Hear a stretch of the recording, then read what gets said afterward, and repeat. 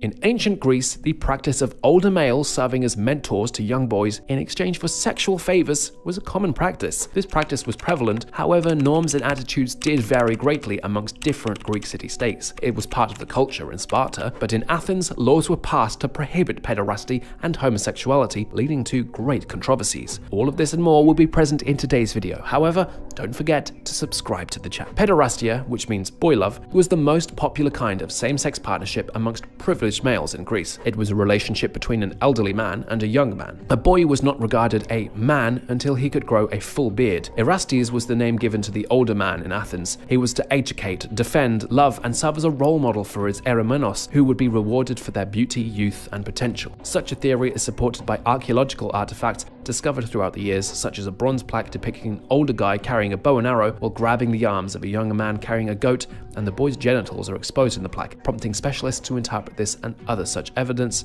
as pederasty. The origins of Greek pederasty can be traced back to Greece's tribal past, before the formation of the city-state as a unit of political organization. These tribal societies were divided into age groups. When it was time for a child to enter the adult age group and become a man, he'd leave the tribe in the company of an older man for a long time, serving as a rite of passage.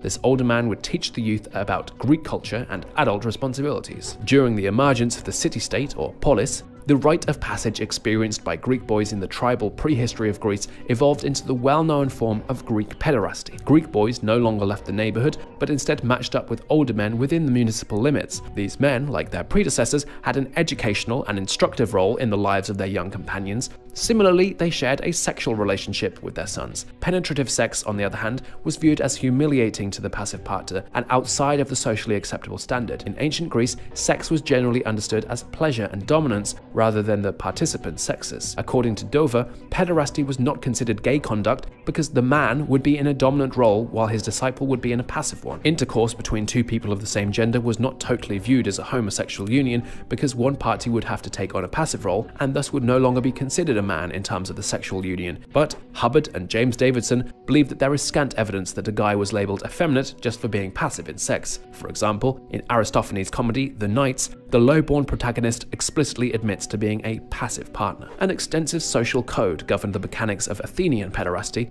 It was the mature male's responsibility to pursue the child who piqued his interest, and it was considered socially acceptable for the younger man to withhold for a while before succumbing to his mentor's wants. Both Erastes and Eromenus display limitation and restraint in their pursuit initially. Soon later, the young man yields to his new mentor, Erastes, and seeks his advice. Yet, it is not guaranteed that individuals in subjection will benefit from such trainings from his instructor, including sexual favors. It is crucial to emphasize, however, that not all pederastic interactions were sexual in nature. Many were simply forms of companionship and mentorship. The age restriction for pederasty in ancient Greece appears to have included, at the very least, boys of 12 years of age. To love a boy under the age of 12 was deemed wrong, although there is no indication of any legal consequence for this type of behavior. Traditionally, a pederastic relationship may last until the boy's body hair grew to the point where he was considered a man.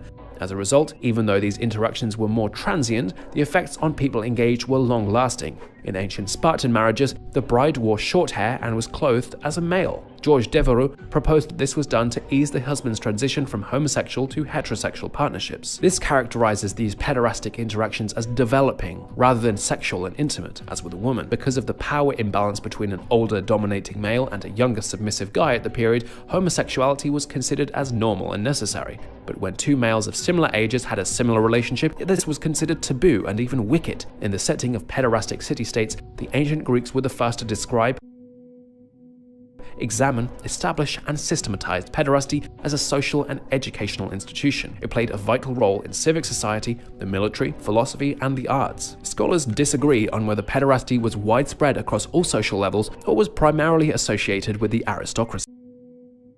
The Sacred Band of Thebes, a separate military unit comprised of pairs of male lovers, is often regarded as the model for how the ancient Greeks employed love between soldiers in a regiment to bolster their battle spirit. The Thebans attributed Thebes' power for a generation before its fall to Philip II of Macedon, who, when surveying the bed after the Battle of Chaeronea and seeing the bodies of the sacred band strewn across the battlefield, delivered this harsh criticism of Spartan views of the band. "Perish miserably, they who think these men did or suffered anything disgraceful."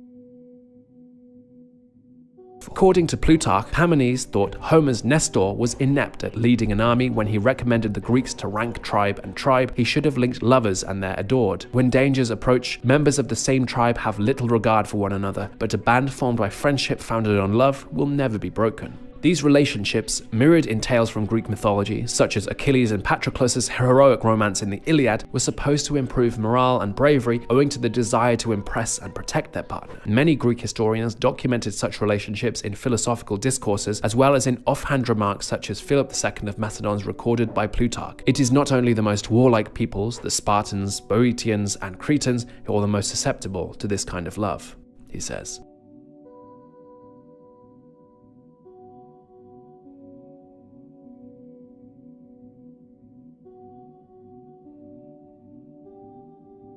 During the Lelantine War between the Chalcidians and the Eretrians, the Chalcidians requested the assistance of a warrior named Cleomachus before a critical battle. He responded to the request, bringing his lover along to observe. He led the charge against the Eretrians and led the Chalcidians to victory at the expense of his own life. In appreciation, the Chalcidians erected a mausoleum for him in the marketplace. In ancient Greek society, the earliest known instance of a close emotional tie between adult men occurred in the Iliad in 800 BC. Homer does not characterize Achilles and Patroclus' relationship as sexual.